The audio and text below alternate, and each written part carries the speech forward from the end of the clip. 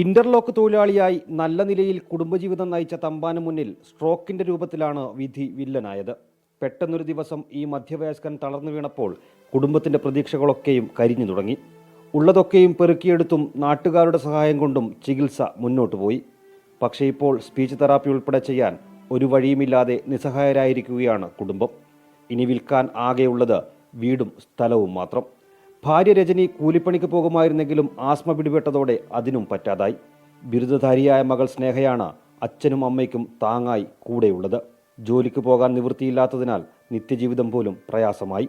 Physiotherapy ചെയ്യാൻ വേണ്ടിയിട്ട് ഇതുവരെ നമ്മളെ കയ്യിലൊന്നുമില്ല. ഫിസിയോതെറാപ്പിനെ നമ്മിങ്ങനെ ഒപ്പിച്ച് പോകുന്നു. പിന്നെ മെഡിസിനും എല്ലാം കൂടി ഒരുപാട് മാസം തുക ആവുന്നുണ്ട്. നമുക്കിപ്പം ആസ്മയുടെ അസുഖം തുടങ്ങി. അതിന് മുന്നേ ഉണ്ടായിട്ടില്ല. ഇപ്പോൾ ഇങ്ങനെ ഈ സിറ്റുവേഷനിലായി, പിന്നെ ആസ്മയുമായി, രണ്ടാളും ഇങ്ങനെയായി. ഓരോ തവണയും ആശുപത്രിയിലേക്ക് കൊണ്ടുപോകാൻ വലിയ തുക ആവശ്യമാണ്. ചിലപ്പോഴൊക്കെ രാത്രികാലങ്ങളിൽ അപസ്മാരവും വരുന്നു. ഭക്ഷണം അരച്ച് ജ്യൂസ് രൂപത്തിൽ പൈപ്പ് വഴിയാണ് നൽകുന്നത്. ഫിസിയോതെറാപ്പി ചെയ്ത് ഈ ചക്രക്കസേരയിൽ നിന്നുള്ള മോചനമാണ് തമ്പാന്റെയും കുടുംബത്തിൻ്റെയും ആഗ്രഹം. ചികിത്സയ്ക്ക് സുമനസ്സുകളുടെ സഹായമാണ് ഇവർക്ക് ആവശ്യം. 24 കാസർഗോഡ്.